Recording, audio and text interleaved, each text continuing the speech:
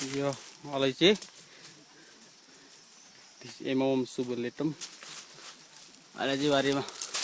ल हजुरबा के गर्दै हुनुहुन्छ अलैँची टिपाइ हो कतिको फला छ त खोइ अलैँची कुन त अलैँची चाहिँ फलेको ल फलेको देखाउनु त कुन फलेको हजुर अनि यसलाई कसरी छोड्याउने त छोड्याउने तरिका हल्का छोड्याएर देखाइदिनु नि खोइ दानाहरू अझै छोड्याउनु नि निकै ए ल यसलाई सुकाउनु पर्यो यो भट्टीमा लाउनु पर्यो यसलाई छोडेर भट्टीमा हाल्नु पर्यो यो चाहिँ अलिक फलेको यो हजुर अलिक फलेको भन्छ नि यो चाहिँ यो फलेको बोट ठिकै फलेको अहिलेका सालको फलेको यस्तै छ माथि गरेर मात्रै छनै भन्छ नि धेरै त्यतै पनि ठिक हुँदै त ल ल ल यो चाहिँ नि अलैँची है यो अलैँची अहिले यसको दाम कति छ भनिदिनु नि त बजार दाम कति छ त अहिले 80 बाट माथि भन्छन् अहिले 80 भन्नाले 80,000 कतिलाई 1 मन बराबर 40 किलोलाई 80,000 किलो 2000 रुपियाँ किलो 2000 रुपियाँ किलो भन्छन् यो चाहिँ यो एक झ्याङको हो यो एक झक भन्छन् हजुर यो एक झ्याङमा फलेको अन्दाज यसमा कति किलो होला छोडाउँदाखेरि काँचो यसमा 2 किलो छ नि 2 किलो छ यसमा यो एउटा चुयाकोले झक भन्छ यसलाई यसलाई झक भन्छन् छोडाउँदा र सुकाउँदा यसमा 2 किलो हुन्छ सुक्खा यसमा 1 किलो लगभग आउँछ सुकाएर बढी आउँछ भनेको 2000 एक झ्याङबाट एक झ्याङबाट 2000 राम्ररी फल्दाखेरि ए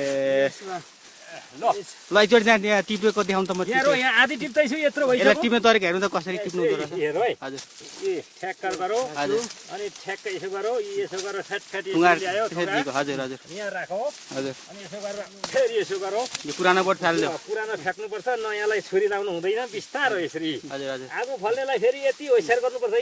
आगो फल्ने चाहिँ कुन हो आगो फल्ने सर यो फेरि आउनु त ए आगो फल्ने नि हजुर हजुर ल ठिक ल ल यता अर्को भाइले टिप्दै रहेछ भाइ कतिको छ त फलै राम्रै छ यसपालि ल ठिक छ यता अर्को काका हुँदो रहेछ खै अलैँची टिप्ने यो देखाउनु न हतियार कस्तो हुन्छ छुरी यसलाई के भन्छ छुरी भन्छ यसलाई ए दुईतिर धार भएको एकतिर घुमाउरो एकतिर गएको तर दुईतिरले काट्छ यसले ए आज उ त्यहाँ अर्को भाइ पनि छन् आज 8 जना यो चाहिँ अर्को सागको लागि अब रेडी भयो यो बोट अर्को सागको लागि फल्ने बोट यिनीहरू ए यता हाम्रो अर्को सालदा हेर्नुहुन्छ सालदा के छ खबर ठिक छ एकदम भाइ अलैँची टिपाइ झकास छ अलैँची कतिको फलेको छ त धुमधाम फाला छ भाइ ल ठिक छ यता अर्को काका हुनुहुन्छ फेरि हजुरबा ल टिप्नु न त तपाईँ पनि होला एकदम जोड छ हजुर अब टिप्ने तरिका चाहिँ अब यो यसलाई भने पाहाडको ठुलो आम्दानीको सोच चाहिँ अलैँची नै मान्दा फरक पर्दैन पहिलो आम्दानी अब यसैलाई हजुर ए ल हुन्छ ठिकै छ म आउँछु यताको एउटा सानो भाइले पनि टिप्दै रहेछ भाइ पनि कामदारै हो कामदारै हो त तर अलिक फलै चाहिँ यहाँ कम हुन्छ ए ल ल ल यहाँ अलिक अलैँची बिग्रेको रहेछ अलैँची बिग्रिएर रहेछ तर है ल ठिक छ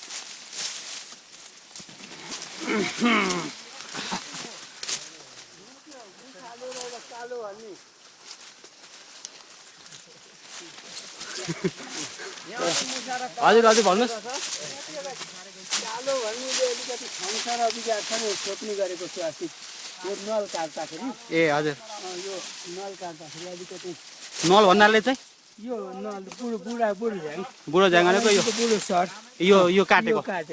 त्यसलाई फाल्नु पर्यो अर्को साल फल्ने चाहिँ यो नयाँ हरियो नयाँ हो हजुर अर्को साल यो नयाँ फाल्नुपर्छ र अस्ति अलि मुसा लाग्ने र एउटा कालो भन्ने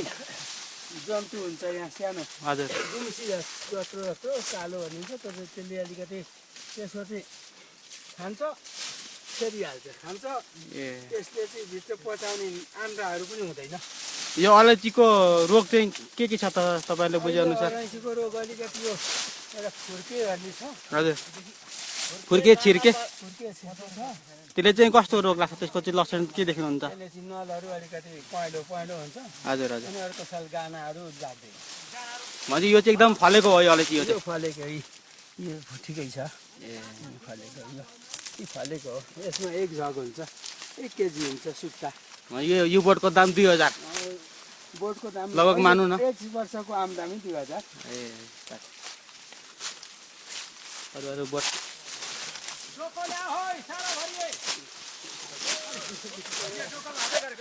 हजुर हजुर डोकामा हाल्नु पर्यो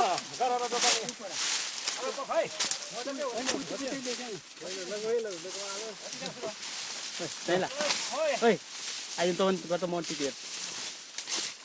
डोकामा हाल्नु पर्यो यसलाई मैले टिपेको डोकामा हाल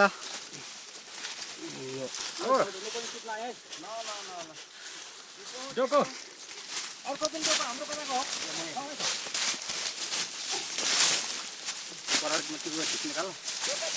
मलाई निकाल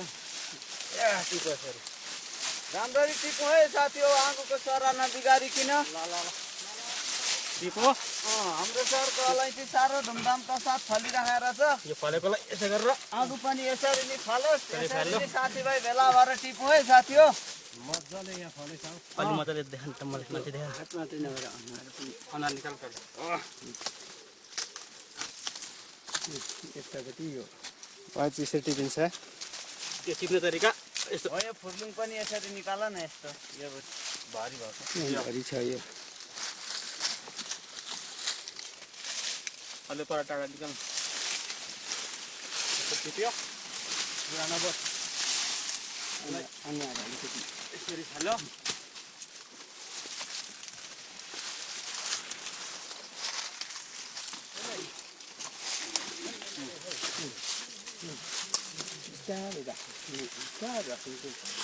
तरिका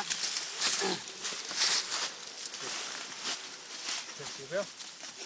पुरानो बोटलाई यसो गरेर तपाईँ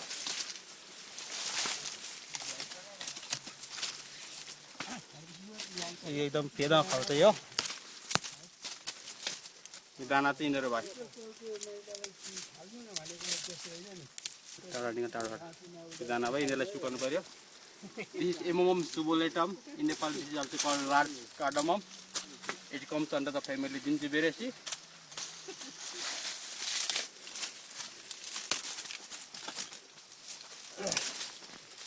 तरिका यो अर्को सालको लागि बोटिनेहरू